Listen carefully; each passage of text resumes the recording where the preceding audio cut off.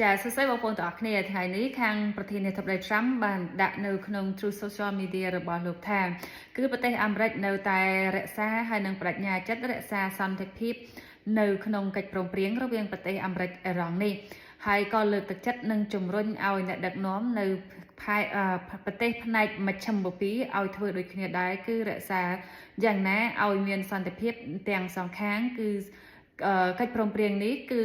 មានន័យថាគឺបញ្ឈប់សង្គ្រាមគ្រប់ជ្រុងជ្រោយទាំងអស់ទាំងប្រទេសលីបាណុន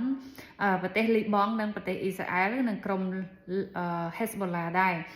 ចាអញ្ចឹងគឺលោកបាននិយាយថាគឺទីផ្សារបានល្អប្រសើរឡើងវិញដែលតម្លៃប្រេងបានធ្លាក់ចុះហើយផ្សារនៃភាគហ៊ុនគឺគេហៅ stock market ហ្នឹងក៏បានឡើងផងដែរតែតាមពិតម្សិលមិញបានធ្លាក់ចុះទេបងប្អូនចាអញ្ចឹងគឺ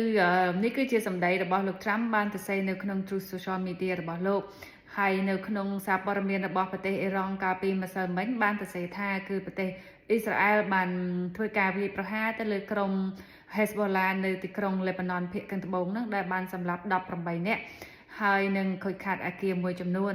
ប៉ុន្តែនៅក្នុងរយៈពេលប្រហែល1ម៉ោងព្រឹកមិញនេះខាងសារព័ត៌មាន CNN ដែលខ្ញុំបានអានបានសរសេរថាគឺប្រទេសអ៊ីស្រាអែលនិងប្រទេសលីបង់ហើយនិងក្រុម Hezbollah បានយល់ព្រមគ្នាសារជាថ្មីថានឹងធ្វើបទឈប់បាញ់